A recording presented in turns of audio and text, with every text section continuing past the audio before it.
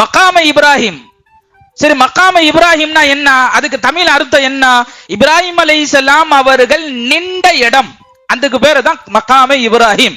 இப்ராஹிம் அலைஹிஸ்ஸலாம் அவங்கள்ட்ட இஸ்மாயில் அலைஹிஸ்ஸலாம் அவங்க சொன்னாங்க, தந்தையே கல்ல தூக்கி மேல வைக்கிறீங்க, உங்க ஒசரத்துக்கு தான் நீங்க வைக்க முடியும், அதுக்கு பிறகு கல்ல தூக்கி எப்படி காபத்துல்லா மேல அப்படி அடுக்கி கட்ட முடியும் அப்படின்னு சொல்லும் போது அல்லாஹ்வுடைய உத்தரவுக்கு இணங்க இப்ராஹிம் அலைஹிஸ்ஸலாம் ஒரு கல்லில் ஏறி மேல நின்றார்கள். அல்லாஹ் கட்டளையிட்டான், நீங்க எதுவரை போகணும்னு நினைக்கிறீங்களோ உங்களை அந்த கல்லு சுமந்துட்டு போகும். அல்லாஹ் கட்டளையிட்டான். நபிக்கு கொடுத்த பெரிய மோஜிசா, அது பெரிய பேர் அற்புதம் இப்ராஹிம் அலைஹிஸ்ஸலாமுக்கு.